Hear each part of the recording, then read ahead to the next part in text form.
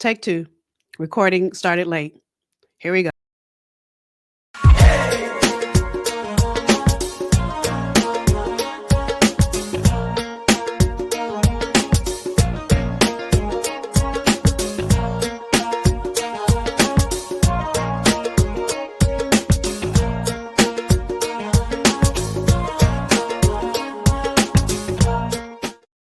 Hey, Nicole Roberts Jones here, and welcome to this episode of the Meaningful Work Podcast, a time I connect with you to give you all you need to go after a life of meaning and fulfillment. Matter of fact, the life that God created for you to have, so that you can live in your abundantly above all life. So, I got to tell you, this conversation is one that I think is often overlooked.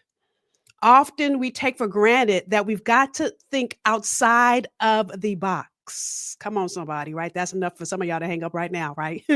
So, we're going to talk about creative thinking and really why it's vital to meaningful work, why it helps you solve problems, why it helps you begin to let go of the system. And dare I say, even uh, break the glass ceiling, bust through it, right? And it fosters innovation.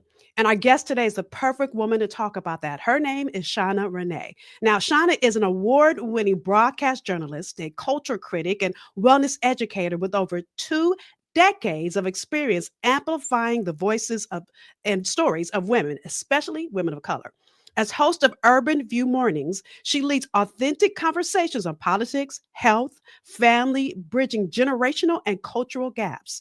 She's also the founder of the Free Black Women's Divestment Movement, the BWDM, a transformative, innovative a transformative initiative. Hello, come on, somebody. Helping Black women disengage from systems that limit their growth and prioritize healing, community, and self-sufficiency. Through every platform, Shawna empowers women to reclaim their purpose and live with intention. So y'all help me welcome Miss Shawna to the podcast. Hey, girl. Hello, good day. How you doing, Nicole? Thank you for having me. Of course, I'm so excited to have this conversation with you. And really, the thing that I loved about you, so Shawna and I just spoke at another event months ago, and Mhm. we connected instantly. And it's because of who you be. And I should have known this whole innovation and creative thinking was what it was, right? So, can you share your professional journey and really what led you to holding the space for women to amplify their voices? Well, sure. Yeah. So let me just start off by saying this. I like to begin here. I have a career and I have a purpose. Okay. And occasionally over the last couple of months, I've been fortunate that the two have intersected. So in those moments when my career and my purpose intersect, during those moments, I realized very quickly that as a Black woman, I could do nothing other than show up as a Black woman. And because I show up, or at least I endeavor to show up as my true, authentic self, I automatically attracted other Black women who resonated with my experiences, the things that I was saying, the questions that I had, the issues and the challenges that I was trying to work through. So that's sort of how I came to it was part of that purpose. It was just like, God was like, okay, I gave you this mouth. I am blessed with the gift of gab. And so let's use it not just to entertain, because in my career, my 20 plus year career, I've worked in music radio, mainly international radio. So I've been a music and culture reporter for several international organizations. So a big part of my career in the early parts were I traveled around the world and we were covering world music events, and I was learning about other people, other cultures, languages, all of the beautiful things that the world has to offer. And so in doing that,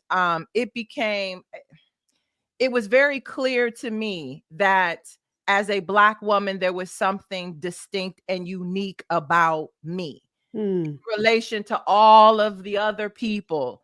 And so I also then came to really love, respect, and honor what that meant. So that also played a part in when I was finally able to do some work that was heard and distributed here in the United States to say, okay, again, let me show up as who I am. Let me celebrate who I am. Let me celebrate who my people are. Let me celebrate my culture in the very same way that I'm seeing people from all over the world do it. So it was a roundabout way, if you will, to come back home. So good, so good. And I don't know if you know this about me, and I may have said this when we were together last, but and those of you that are listening that don't know this about me, my undergraduate degree is TV and film. Well, this is what we have in Yes. common, right? And so I worked in production and casting, and I loved it, but I always felt like something was missing. And I wondered to myself, how do I feel like this? And what I realize now, Shawna, is what God was doing was expanding my territory. I'm still casting and producing. I'm just Right. producing around purpose and meaningful work. And so I want you guys to get this. It took me being innovative and thinking outside of the box about my gift. I would have never ever seen that I could use the same gift that I did on TV shows and film. I love how you said this, right? To amplify people's journey in a way that I never saw possible. So let's talk about how creative thinking really played a role in you transforming not just your career, but how you've seen individuals do this and even community dynamics, because y'all know we're in the middle of a time we need to be innovative right now. I'm just saying. So That part. That right. part. Mhm. Mhm. Well, I'll say this. The first thing, I had to remain open. So as I said, so let me back up a little bit. When I graduated, so I graduated with a degree in broadcast management and radio production from Howard University. When I HU, even though I did go to graduated, Howard, HU, I got to say, because thank you. somebody's You saying know, it. you do. Thank Go you, ahead. because you know how we can be. Right. But I graduated from Howard, and my goal, right, my mission was to graduate, move to Atlanta, get a job on the radio in Atlanta, and that was it. I didn't think beyond that, but that was what I wanted. I never made it to Atlanta. But the reason I never made it to Atlanta was because so many opportunities just presented themselves to me. So I got a job in Baltimore, not where I wanted to go, but I said, okay, well, let me see what this is about. It was a fantastic job. I hosted a morning show. It was the #1 morning show in Baltimore. And then when I left there, the opportunity for me to go work for an international satellite radio company presented itself. And that absolutely wasn't what I wanted to do. I wanted to be famous. I mean, I'm just going to be honest with you, Come on, right? keep it real, right? I was just keeping it 100. I wanted to be famous, Mhm. and I didn't want to be I wasn't interested in being famous in South Africa and Kenya and Europe. I wanted to be famous in Atlanta, but that opportunity presented itself to me, and I said again, okay, let me see where this takes me. And it completely changed my life. I would not be the woman that I am today had I not just said yes to an opportunity that looked nothing like what I wanted. So that willingness to remain open to all possibilities, it played a huge step. And I think now, especially with things being what they are, that we all could maybe benefit from that openness, that willingness to accept whatever is presented to us. Now, of course, we have to think about it and we weigh pros and cons. I mean, everything ain't for everybody, as Jill Scott once said, but the opportunities can be there. And then the same thing happened after I finished working for World Space. I, like you, I was working for Sirius XM. I was producing a talk show, and my father was working there. My father has worked in talk radio for many, many years prior to his passing. And so I was working with him, and I noticed that there were no young Black voices. I was in my 30s at the time. Absolutely no young Black women in talk radio at all. And this is pre-podcast, pre all of that, right? So you had to work for one of the major media companies in order to have a platform. And so by the time I got there and realized, I said, okay, I don't know what to do. I don't know how to do this, but I'm going to just try.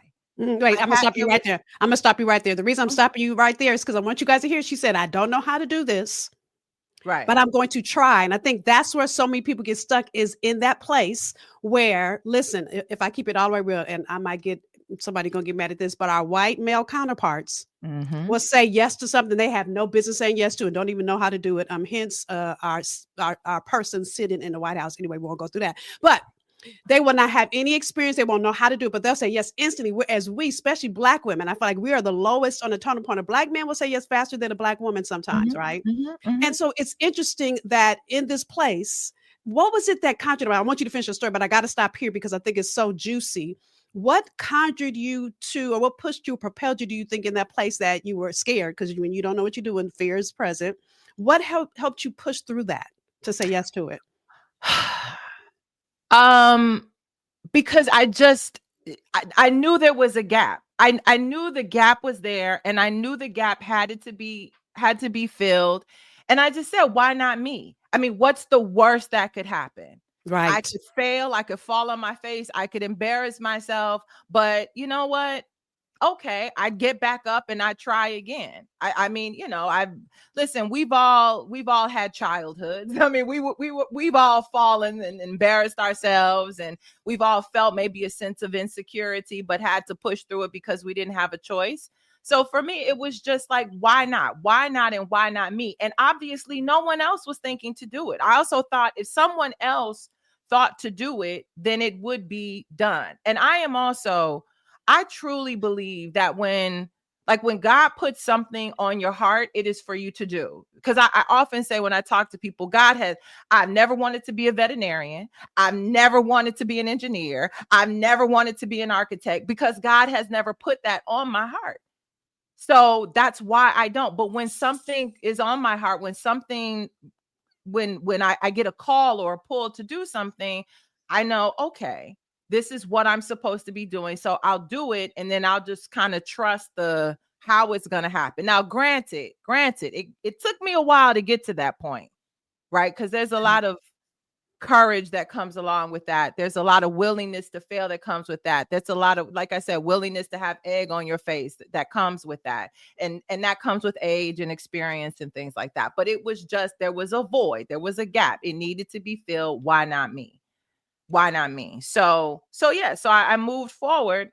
And let me also say this, when it comes to creativity, and especially with Black women, and we are talking a lot about this in the Free Black Women movement, is that I think there's a profound lack of imagination right now. Mm.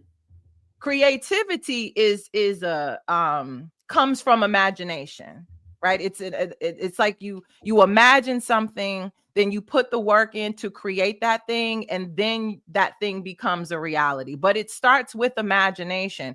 And I think for Black women especially, we don't often have the time, or we don't make the time to tap into that imagination. We're so busy. We got this going on, that going on, this going on. And imagination requires rest. It requires you to just sit down and be quiet for a minute and tap in.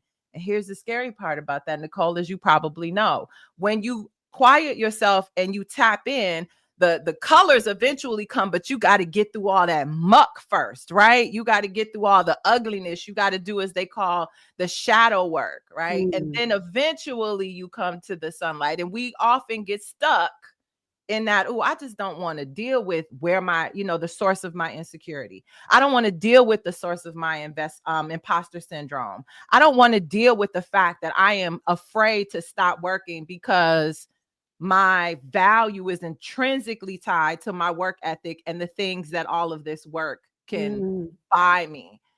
So that work had to be done as well. And once I got through that, and again, let me tell you this, it was all happening at the same time. It's not like I did that work and moved forward. It was happening at the same time. Once I got through that, then I was like, okay, let's go. Let's move. And yes, some of those shows were really good. Some of those shows were terrible. Some of those interviews I was really proud of. And some of those interviews I was like, oh, I don't know. But the ones that didn't go the way that I wanted to, I learned from them. Right. I said, Right. okay, why didn't this work? This didn't work because I wasn't prepared. This didn't work because I didn't take time to really establish a rapport. This didn't work because, the person just wasn't a good interview. Some people just aren't good at being interviewed, Yeah. you know? Yeah. So Now that I know that, I know to be prepared. I know to establish a rapport. I know to go watch other interviews that these people have done so I kind of get a sense of whether or not they're comfortable. And then I got better and eventually got to the point where I am now. And I'm still learning. Right. Because I mean, listen, God never intended for us to be on one level. Life is lived on levels and through stages. Listen, I'm in the middle of a shift now. And let me say this before, because she's going to go in on something else, but I want to go back to this. She talked about imagination. You know, what's interesting, Shawna, is when we were little, I don't know about y'all, but I played every game. You know, I was Wonder Woman. I was Superman, even though Superman was a man. I was Batman. You know, when we were little, we did all those things and our imagination didn't limit us. But somewhere along the way, somebody either said something to you, did something to you to make you forget who you are. That's right. And that's exactly what you're reminding people to tap into. So listen, my dream ever since I was little was to be a speaker. Now, listen, when I was little, y'all, I got in trouble every day for what? Talking too much. So I'm sharing that with you because as soon as the platform started opening up, I got an invitation to speak at MIT. Now, let me tell y'all, I've never been a scientist, never been good at science, never been good at math without a calculator. And technology, it's my friend sometimes, right? So when I got the invitation to go speak at MIT, I was like, "Oh my God, do these people realize who I am? Do these people have they realized?" So they didn't call me because I was a scientist, Right. but being intimidated in that moment could have had me say no. Now I said yes, knees knocking and teeth chattering. So let me tell you what I did, Shawna, and I'm sharing this with you guys because there comes a time where you're going to get to a place where it's going to be uncomfortable for you to say yes. Doesn't mean you say no. It means that you need to look at the stretch in that place. And that's exactly what Shawna is showing us. So what I did when I got there, because I was scared when I said yes, scared for months and weeks, writing I'll tell you what the topic was when I finished, and then you're gonna be like, really? You were scared? But anyway, scared for months and weeks. So when I got to the site that day, I sat in the audience. I sat in the back with the students, and I did it on purpose because I thought, okay, maybe if I connected some of them, it'll help with my nerves. And little did I know that not only did that help with my nerves, but it gave me data that I used on stage. So what did I go talk about? The first year experience. So that goes to any school, but still, I have never in my life, my husband is a scientist. He was excited. I am not. Right. And so I had to get through all of that. And then to look at those Black and brown students, because I was speaking to Black and brown kids that look like me, and to see the light in their eyes when they were first generation going to college, when they also felt like me, even though they were math and scientists, but they were still fish out of water in a new place. Had I not been willing to push through my fear, I would have stopped them from pushing through theirs. That's right. That's right. And I love what you said about connecting. And I think we don't understand how important that is. No matter what we do, that connection is so important. People, like you said, when you and I met, we walked into we're at the event at Metropolitan Baptist Church. We walked in and we immediately started talking and there was a connection. But that was because we were both willing to be open to the connection, right? Because we've been in places where people are just closed off. They for whatever reason. I never try to judge because people have life be lifing, right? People have things going on and you don't know what it is. So it doesn't serve anyone to take it personal. But when you are willing to come in with that openness and your energy is very receptive, then the other people around you they feed off of that or they add to that. And by doing that, yes, you could go then on stage, kind of overcome your fear or uncertainty, simply because it's almost like you knew then at that moment that these kids, even though they're younger and in different stages in their life, they're no different than you, right? They're just at a different stage. And you also then have the wisdom and they respect you because they realize, okay, she's no different than me. In fact, this is beautiful. She's just she is an example of what is possible.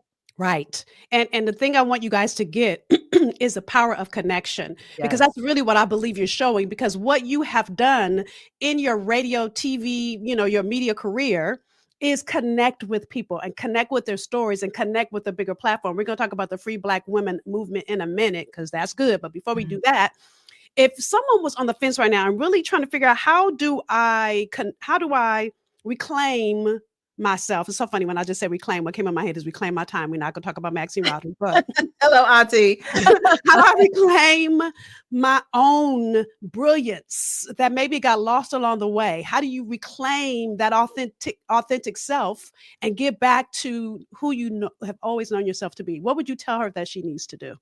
Listen, I am a huge advocate for taking action, right? We can sit back and think about it, meditate on it, pray on it, but pen and paper, I put pen to paper all the time. When I'm having an issue, I might talk it out, but I'm definitely then going to write it out.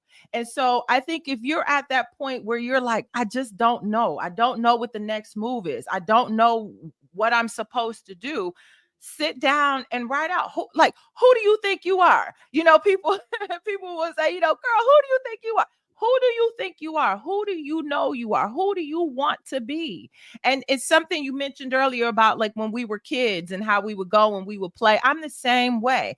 I used to love playing outside. I have memories. It sounds so simple and silly, but there's such beautiful memories of the sound of leaves crunching under my feet. There's just something about that because it represents being outside. It represents being among nature. And at the time as a kid, I didn't realize that's what it was. But now as an adult, thinking back to that, I realize how important it is for me to be outside, how that is such an integral part of my wellness and well-being. Just to give an example of how we can pull back. As a child, I wanted to be an actress. That's all, Nicole, I wanted to be on Broadway. That's all I wanted to do. But like so many of us, the people around us, the elders around us, very well-intentioned, I will say that, were like, child, they call them starving artists for a reason. Okay. You like to eat, right? So maybe you should go look for something more practical. And that is how I ended up in media. Both of my parents were there too. So it was a fairly easy transition for me. But then once I sat down with myself, I realized, what was it about that dream? What was it? I love being on stage. I love connecting with people. I love telling stories. I love sharing other people's stories. So now, as I got older, I should say, I said, okay, well, how can then, if I can't be an actress on Broadway, and dreams never die, it could happen, but until it happens, how then can I use all of that, those feelings, those emotions, those desires in the work that I'm currently doing? But again, I had to sit down and ask myself those questions, and there's certain things that I don't like. Like, I can't work a 9 to 5. I can't do it. I'm just not built that way. So then I also know now, anytime I pivot, I have to keep that in mind. Shawna, you can't go work a 9 to 5 office job. That's not going to, it's going to like do something to your soul. So knowing that about myself then also helped me to decide in which direction I should travel. So sit down with yourself, write it out, and ask yourself, why is this true? Why do I want to do this? Why haven't I done this? Why don't I think I can do it? Why do I believe that I can? Where is this coming from? You just got to get to know yourself. That's good. That's You good. know? Yeah. That's good. I remember when I first started my whole learning myself journey, I was reading this book, and this was in the 90s, y'all. So I don't remember the name of the book. For those of you that might ask me, I don't know. But one of the things it told me to do was go have a meal with myself. So I'm going to be honest. I went to lunch with a book. And so, which means I really wasn't with myself. I was reading a book. Then the second assignment was go to dinner and take nothing with you on a Friday night, by the way. I was like, Friday night by myself, right? But I'm going to tell you now, I love to eat by myself. I absolutely love spending time with me. But back then, I didn't know me. I didn't understand who I was. And so all the things that all the decisions I was making, all the bad decisions I was making, all the relationships that didn't work out was all because I didn't know me. And so I was calling for things to me that weren't in alignment with who I be. That's right. I love that you said that's so good. So with that, because we'll keep going, I want to talk about the Free Black Woman movement. Now, for those of you that are joining us via your favorite audio podcast place, on the screen here on YouTube is the web address, and I will put it down in the show notes. But tell us about the Free Black Woman movement. So the Free Black Women's Divestment movement came about. It came about like 2 days after the 2024 election, right? Mm. So 2024 election happens. The person who won. The person who didn't win didn't win. And what I've noticed, and I know you noticed this as well, Nicole, that there was this overwhelming feeling of, from Black women of, you know what? We did what we could do. We showed up. We did what we could do. We are tired. We are no more. No more. And I thought about that and I said, it's interesting that was such a large scale movement, right? Mm. I didn't know a single Black woman who didn't feel that way. So I said, oh, this is bigger than just, a few people feeling some kind of way. This is Right. an actual movement.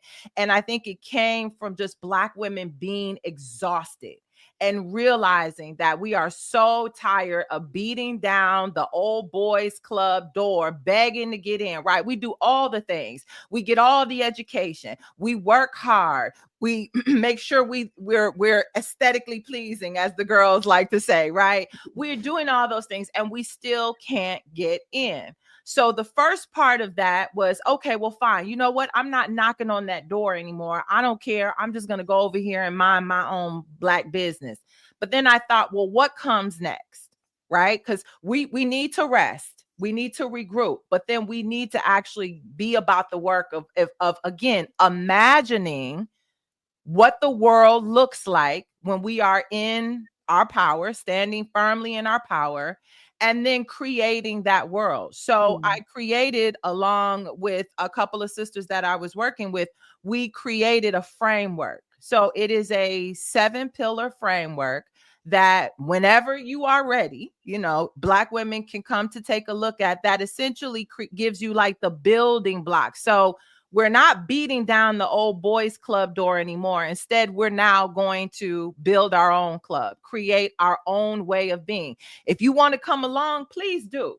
But the important part is that and we call it the Black Women's Divestment movement, is because we are divesting from, decentering all of those relationships and those systems that do not serve us, right?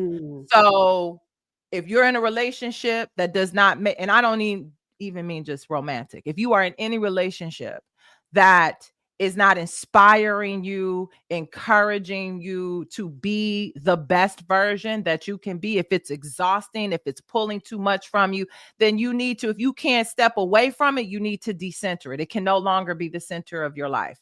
There are systems. We talk a lot about capitalism, and I get a lot of pushback, Nicole, on this, but I'm like, listen, that capitalist system is what has us competing with one another. Right.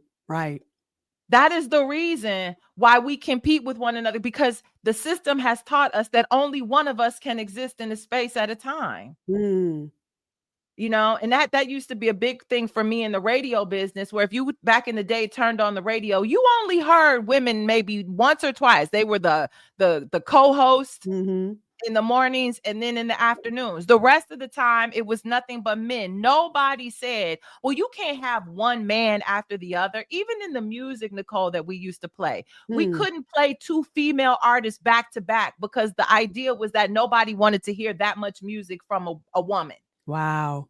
But we could play 20 men straight through. We could play, whoever it was at the time. We could play all the men, but, you had to put Jill Scott here, wait for about 20 minutes, and then put Erykah Badu there, just to give an example.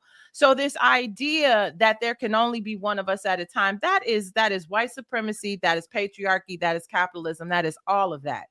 And those are big ideas. And it's time for those ideas to be done and complete.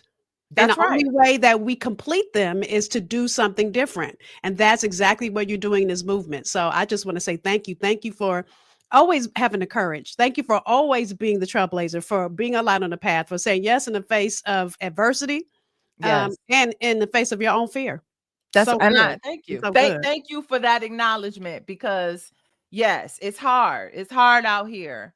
It's hard being innovative. It's hard being imaginative. It's hard being creative.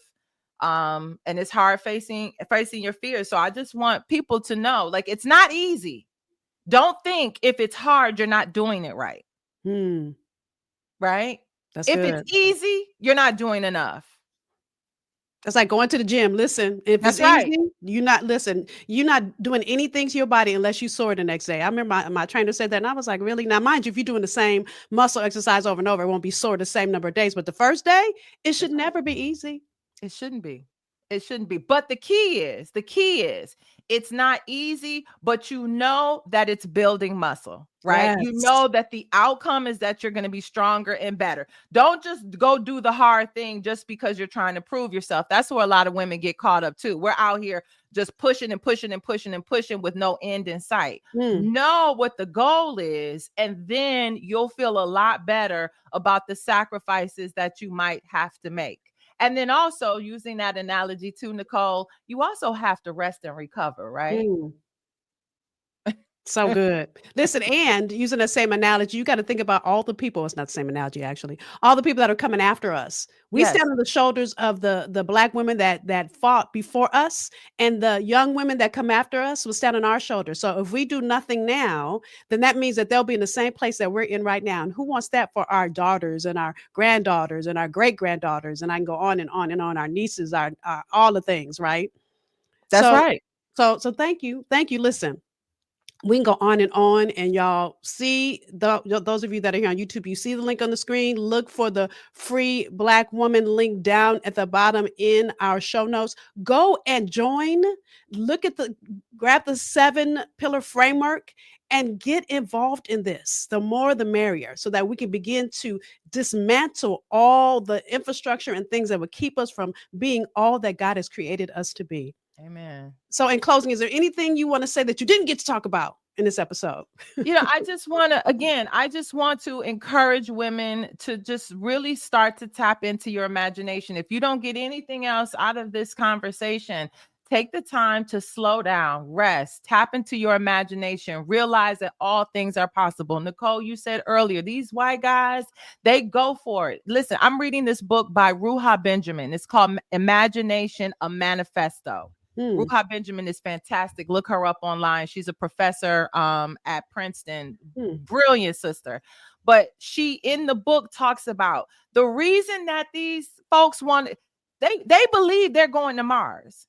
They believe they are going to colonize Mars, right? They believe in this robotic AI takeover. These things came out of their imagination. They didn't stop. They were like, I'm going to imagine all of the possibilities, and then I'm going to work to make all of those things happen. So if I'm like, the white guys are dreaming about colonizing Mars, then we can dream about a just society where women can thrive. Right.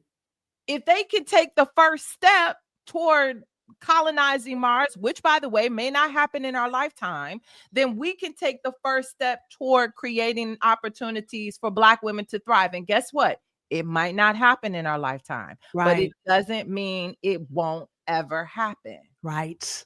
So good. That's so good. That's so real. That's so real. Mhm. So thank you. You've given us so much to talk about. Listen, I can go on another question, but we'll be on here another 30 minutes. So, girl, thank you. I honor you. I appreciate you. You always get me excited and going and motivated.